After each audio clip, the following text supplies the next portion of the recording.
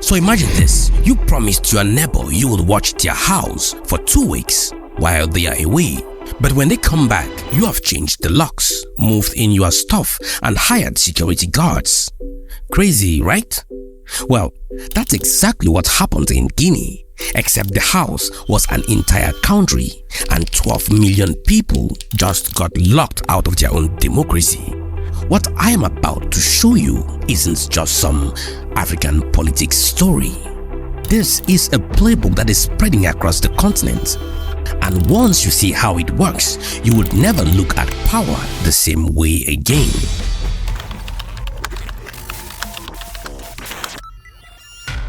You remember Mamady Doumbouya?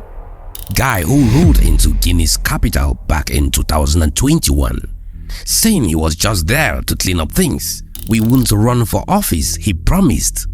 We are just there to fix the mess. Yeah, every coup leader says that. We have no plans to stay long. All we are here for is to set a just system and to put up structures that will ensure that what happened in the past 30 years will never happen again. But let me tell you one thing. My fate is in the hands of the Almighty Allah. I will deliver to the Gambian people, and if I have to rule this country for 1 billion years, I will. That was Yahya Jammeh of Gambia who promised he was going to give back power shortly after he seized it. Now I'm talking about 1 billion years. So let's go back to Guinea. September 2025 happened. Over 90% of Guineans voted yes in this referendum. Sounds pretty democratic, doesn't it? Well, hold on that thought, because when you actually look at what they voted for, man, your jaw's gonna drop.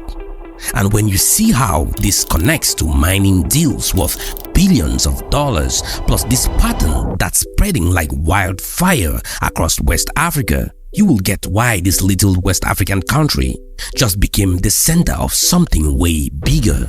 Ever wonder why African leaders keep breaking their promises about stepping down? By the time we are done here, you will know exactly why they pull it. And trust me, once you see the playbook, you will spot it everywhere.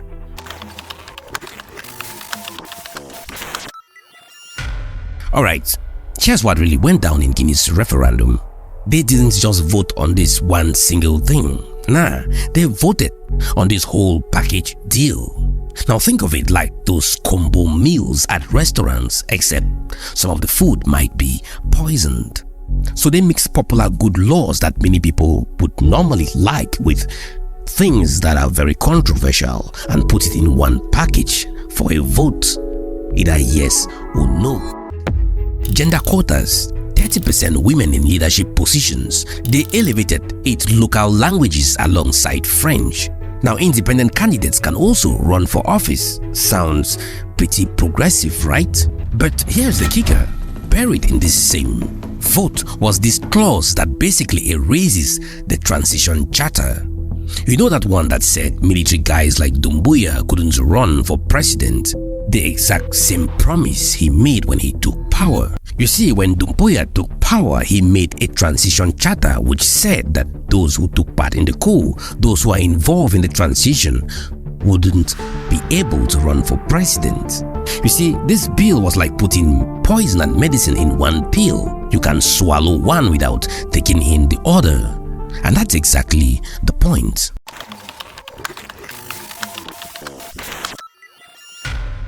You see, your brain should be going crazy right about now with questions, because this isn't the first time we are seeing this movie. Yahya Jammeh in Gambia, same exact script. Said he wasn't a politician, ended up ruling for 22 years. Yoweri Museveni in Uganda, his short-term transition turned into almost 4 decades in power. This year he even promised that he was going in for another term. So what he hasn't changed for over 4 decades, he wants to change for the next few years? Even civilian leaders like Alpha Condé, the guy Doumbouya actually overthrew, he used constitutional tricks to extend his own rule too. There is this pattern we keep seeing across the continent. Leaders promise one thing, then find ways to stay longer. But Guinea's situation is different from all the others. And in a couple of minutes, I'm going to show you why this referendum could trigger something way bigger than just another African strongman story. First though, let me tell you what's really happening underground in Guinea.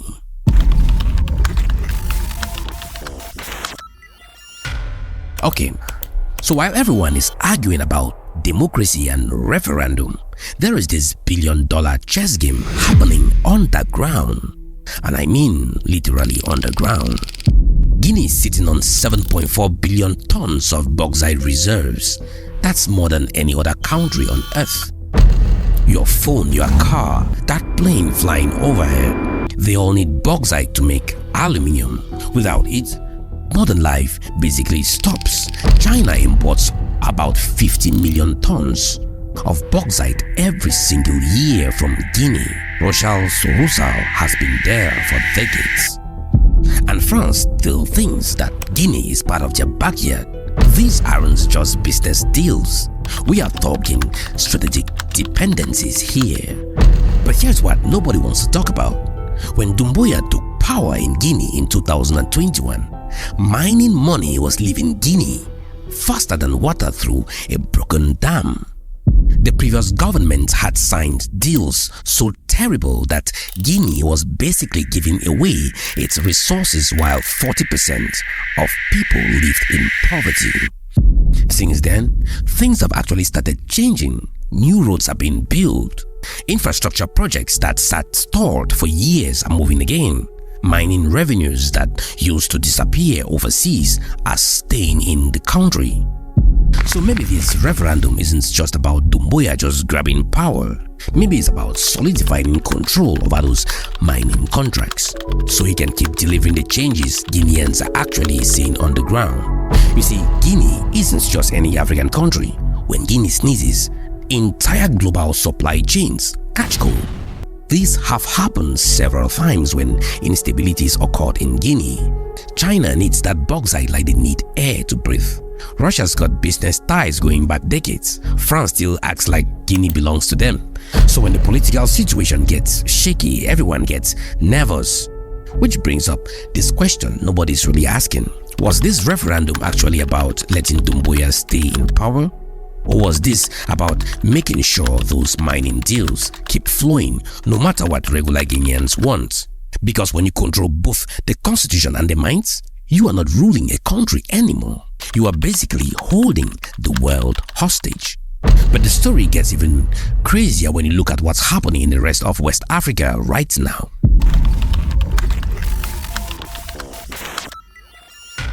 Mali, Burkina Faso and Niger have had military takeovers in the past few years. And here's what might surprise you. People there are actually celebrating.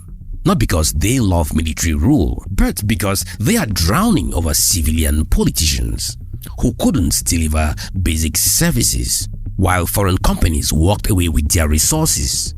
Ibrahim Traoré of Burkina Faso told France to pack up and leave. Suddenly, local mining revenue started staying in the country. Assimi Goïta in Mali renegotiated contracts that were bleeding the country dry. These aren't your typical military coups. These are fed-up populations saying enough to leaders who served foreign interests over their own people. The crowds aren't cheering for authoritarianism.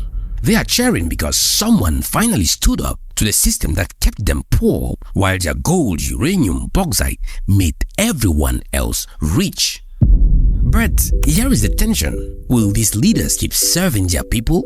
Or will power corrupt them like it has so many others? Because there is a huge difference between taking power to serve your people and taking power to serve your interest. And that difference is exactly what's been tested in Guinea right now. Now, here is the reality Western leaders won't tell you. Maybe these military leaders aren't the villains in this story. Maybe they are responding to something deeper. Decades of so-called democratic leaders who served everyone except their own people. Now, picture this. I want you to imagine you are a regular Guinean watching foreign companies extracting your bauxite worth billions of dollars. Yet your neighborhood doesn't have electricity. You are a Malian farmer watching your gold leave the country while you can't afford to send your kids to school.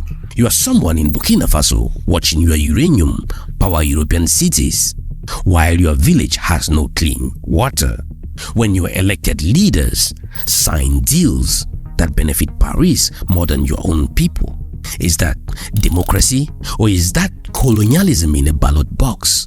So the question isn't whether military rule is perfect. It's whether these military leaders will actually use their power to serve their people, or whether they will just become new versions of the old problem.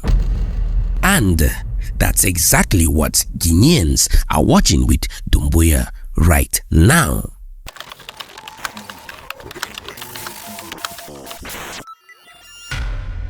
But let's talk about what Guineans on the ground are actually experiencing, because the story on the ground is more complicated than most headlines suggest. University students who have seen campuses being built for the first time in decades, market women who can now drive on paved roads instead of dodging potholes that could swallow a car, young people who are getting jobs in infrastructure projects that were just pipe dreams under the previous government. Since Doumbouya took power, there have been more construction of roads in 3 years than in the past 15. Electricity is reaching villages that had been forgotten. Mining revenues that used to vanish into offshore accounts are now actually funding local projects. So when those 90% voted yes, maybe it wasn't just about constitutional changes. Maybe it's about keeping the guy who actually delivers the infrastructure their grandparents only dreamed of. But here is the tension. Can you have progress without democracy? Can you build roads while silencing critics? And what happens when the infrastructure is done but the power remains? There is another saying, when elephants fight, it's the grass that suffers. But in Guinea, what if one of the elephants is actually trying to protect the grass for once?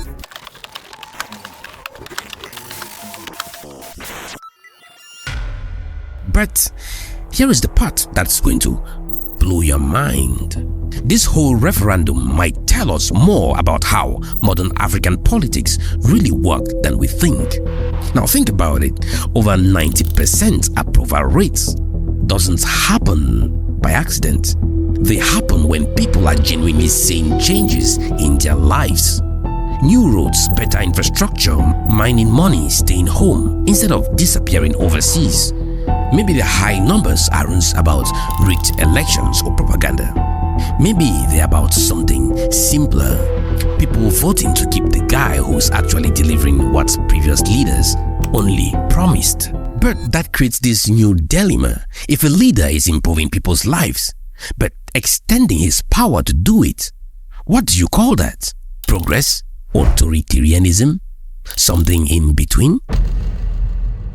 And that question is what makes Guinea's situation so fascinating, so complicated.